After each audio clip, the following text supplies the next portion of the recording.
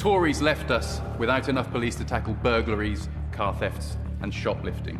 People voted for change, but between March 24 and 25, that legacy and the new government's actions meant that we lost more than 4,000 frontline police officers. The admission is public, and it confirms what communities already know. There are not enough police on the streets. Police forces across major UK cities have acknowledged critical patrol shortages, with workforce numbers declining for the first time in 7 years and budget deficits forcing cuts that will strip thousands more officers from frontline duties. In London, the Metropolitan Police faces losing 2,300 officers and 400 staff due to a £450 million funding shortfall. West Midlands Police is projected to lose another 80 officers in 2026, leaving Birmingham with 520 fewer officers than in 2010. Manchester, Liverpool, Leeds, and Glasgow are reporting similar pressures.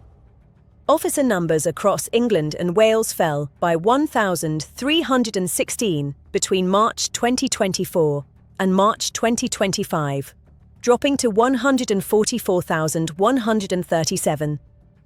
That is the first year-on-year decline since 2018. This is not a temporary dip. This is systemic collapse masked by political promises that have failed to materialize. And the consequences are playing out on streets where victims wait hours for responses, criminals act with impunity, and communities lose faith that anyone is coming to help. The numbers tell a story of abandonment. The Metropolitan Police, Britain's largest force, currently employs just over 33,200 officers.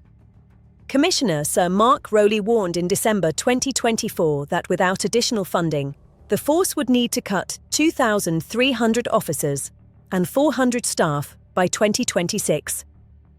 That represents nearly 7% of the Met's officer strength. By February 2025, the force confirmed it would proceed with cutting 1,700 officers and staff, reducing its serious organised crime units, forensics teams, historic crime investigations, mounted police, and dog teams. Emergency response units would be protected, Rowley pledged. But everything else becomes a casualty of austerity. West Midlands Police, covering Birmingham and the surrounding region, has already lost 520 officers since 2010. The Police and Crime Commissioner Simon Foster has warned that a £41 million funding shortfall means another 80 officers will be cut in 2026. That leaves one of the UK's highest crime areas with fewer officers per capita than at any point in over a decade.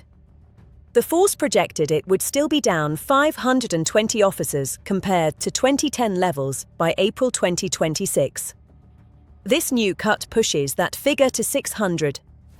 Across England and Wales, police forces are facing a combined shortfall of £773 million over 2 years, up from £721 million projected just months earlier. That is a 35% increase in the funding gap. Unison, the Public Services Union, has documented how vital police staff roles are being eliminated, detectives are leaving in record numbers, and neighbourhood policing teams are being hollowed out to staff emergency response units. Here is what that looks like on the ground. In London, workforce per capita is trending towards its weakest position in a decade. By 2026, the Met projects it will have 448 officers and staff per 100,000 Londoners. That is the lowest ratio since 2014. Neighbourhood policing, the visible presence that deters crime and builds community trust, is evaporating. Residents report going weeks without seeing an officer on patrol. Business owners say shoplifting and antisocial behaviour have become endemic because there is no deterrent. Victims of burglary and theft are told police will not attend unless there is an immediate threat to life. In Birmingham and the West Midlands, response times have stretched. Some crimes are taking 9 hours to 5 weeks to receive a police response, according to complainants and civil society groups. Priority calls, which include burglaries and domestic incidents, are averaging over 5 hours for response. The national target is 15 minutes for immediate threats to life. But with fewer officers, fewer vehicles, and overstretched resources, those targets are becoming aspirational rather than operational. Manchester's Greater Manchester Police reports around 400 knife crime incidents per month, but lacks the officer capacity to provide consistent patrols in high-risk areas. Mayor Andy Burnham has proposed a new police hub in Piccadilly Gardens and a precept rise to boost resources, but funding constraints mean the force is treading water at best. Across the UK, forces receive a 999 call every 3 seconds. Yet staffing shortages mean call handlers are being moved from online reports to answer phones, creating backlogs in both systems. The political response has been contradictory. Labour won the 2024 election promising 13,000 new officers, including 3,000 neighbourhood police and community support officers, PCSOs, by March 2026. That pledge was central to the party's law and order platform. But police leaders warned in June 2025 that forces would struggle to fulfil the recruitment target and the public would pay the price. The warning proved prescient. 6 months later, officer numbers are declining, not rising. The Home Office funding settlement announced in December 2025 provided modest increases, but fell short of what forces need to maintain current staffing, let alone expand. The Met's budget increase was insufficient to close its £450 million gap. West Midlands received less than anticipated, creating the £41 million shortfall. Other forces faced similar squeezes. The government insists it is investing in policing. Forces insist they are being asked to do more with less. The gap between rhetoric and reality is widening. Chancellor Rachel Reeves outlined a decline in Home Office spending power, prioritising other public services. That choice has direct consequences. Without funding, forces cannot recruit. Without recruits, they cannot replace officers leaving at record rates. Over 9,000 officers quit in the year ending March 2025, the highest number on record. Retention has plummeted. Morale is crushed. A Police Federation survey found that officers feel undervalued, overworked, and abandoned by a system that demands they manage every social problem from mental health crises to homelessness while facing funding cuts and public criticism. Historically, UK policing has weathered crises. Between 2010 and 2018, officer numbers fell from 141,690 to 119,959, a loss of over 21,000 officers during austerity. Crime rose. Public confidence fell.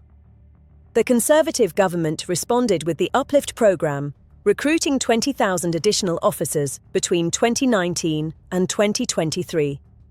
Numbers recovered to 145,621 by March 2024.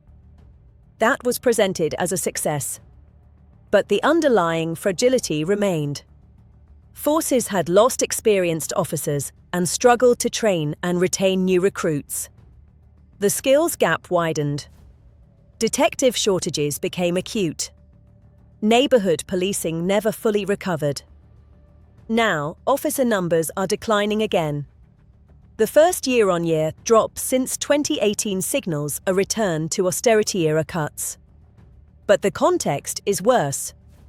Crime has become more complex.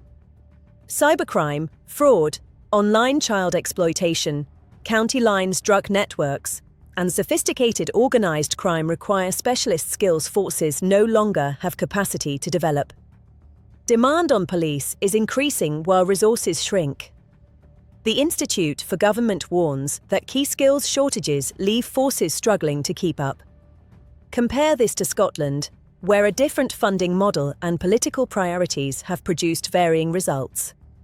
Police Scotland faces its own challenges, including goodwill disputes over pay and conditions. but the force has maintained higher per capita officer numbers than England and Wales. The disparity is stark. It reflects policy choices, not inevitability. The consequences for public safety are severe. When police visibility decreases, crime increases. Not because every street needs an officer at all times, but because the perception of enforcement deters opportunistic offending. Shoplifting has hit record highs. Theft from vehicles, burglary, and antisocial behavior are surging. Victims are less likely to report crimes because they believe nothing will happen. And they are often correct. Positive outcomes from police investigations have plummeted from 25% a decade ago to just 11% in 2024. That means nearly 9 in 10 crimes result in no arrest, charge, or conviction. This erosion of accountability creates a feedback loop. Criminals act with impunity. Communities lose trust. Officers become demoralized. Recruitment suffers. Funding declines. Services are cut. The cycle accelerates. His Majesty's Inspectorate of Constabulary and Fire and Rescue Services, MICFAS, reported in 2025 that policing is broken and breaking its best and bravest officers. The system is no longer sustainable. Vulnerable groups suffer most. Domestic abuse victims face longer waits for responses. Sexual assault investigations are backlogged. Missing persons cases are deprioritized. Mental health crises are managed by officers with no training or resources, tying up frontline capacity for hours while other emergencies go unanswered. The police have become the service of last resort for every societal failure, yet they lack the funding or mandate to address root causes. Political accountability is absent. Labour blames Conservative austerity. Conservatives blame Labour's failure to deliver recruitment promises. Neither party offers a coherent plan to reverse the decline. The 2026 budget provided modest increases, but maintained overall spending restraint. Policing was not prioritised. The message to forces is clear: make do with less. The message to the public is implicit: expect less protection. This is not just a law enforcement issue. It is a democratic legitimacy crisis. The social contract depends on the state's ability to protect citizens from harm. When that protection erodes, trust fractures. People take security into their own hands. Private security booms. Wealthy areas hire patrols. Poor areas are abandoned. Inequality deepens. Social cohesion weakens. The consequences are long-term and corrosive. Short-term political fallout is already visible. Labour's approval ratings on law and order have declined. Public confidence in policing has fallen. Local elections in May 2026 will test whether voters punish the government for visible failures in crime and safety. If Labour loses ground, pressure for policy change will mount. But change requires funding. Funding requires political will. And political will requires acknowledging that policing has been systematically underfunded for over a decade. Part 8. The vetting scandal adds another layer of dysfunction.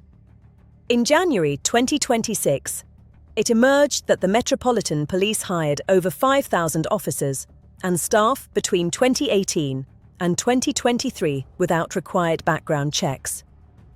That is not a minor administrative failure. That is systemic negligence. It raises questions about who is policing London and whether forces are so desperate to fill vacancies that standards have collapsed.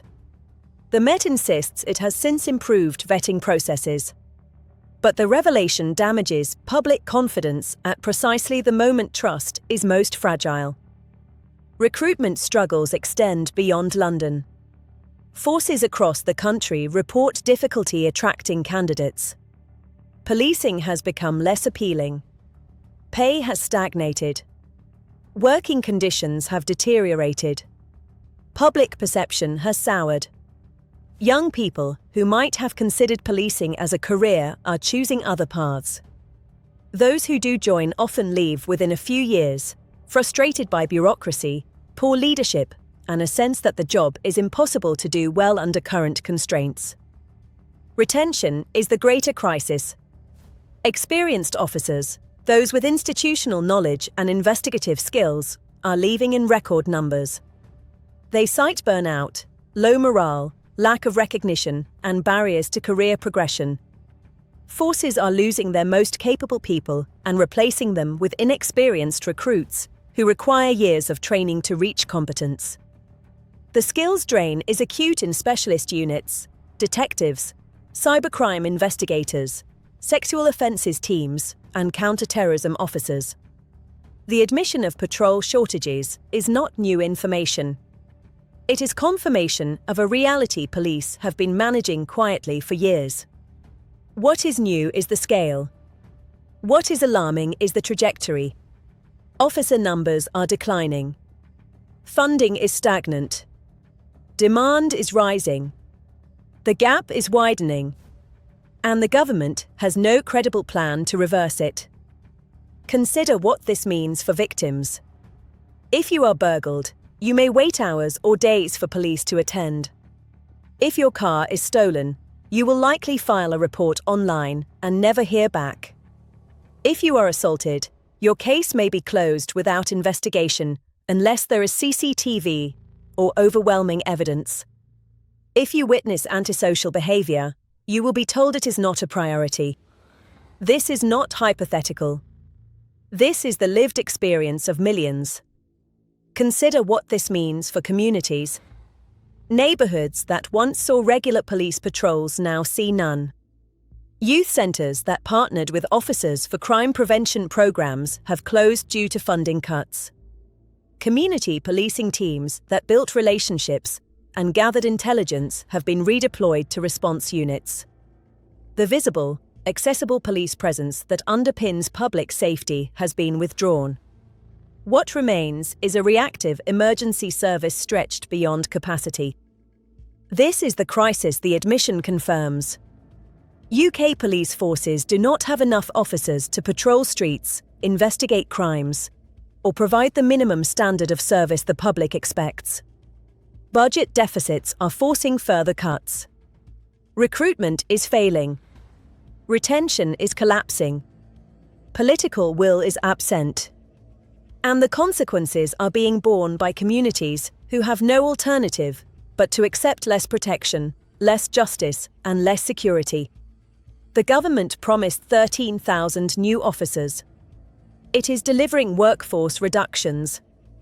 It promised to restore neighbourhood policing. It is cutting the very units that provide it. It promised to be tough on crime. It is presiding over a system where criminals are rarely caught and victims are routinely disappointed. The Met's warning of 2,300 officer cuts. West Midlands' loss of 80 more officers. The national decline of 1,316 officers in a single year. These are not abstractions. They are the dismantling of public safety infrastructure at a time when it is needed most. And the most damning part. This is not a crisis. This is policy. This is what austerity looks like after the headlines fade. This is what happens when funding is prioritised elsewhere and policing is expected to manage decline. The public deserves better. Victims deserve better. Officers deserve better. But until funding matches need, until political parties prioritise safety over fiscal restraint, until recruitment and retention are addressed with urgency, the crisis will deepen. More officers will leave. Fewer will join. Patrol shortages will widen. Response times will lengthen. Crime will rise. Trust will erode. And the social contract that underpins civil society will continue to fracture, one cut officer at a time.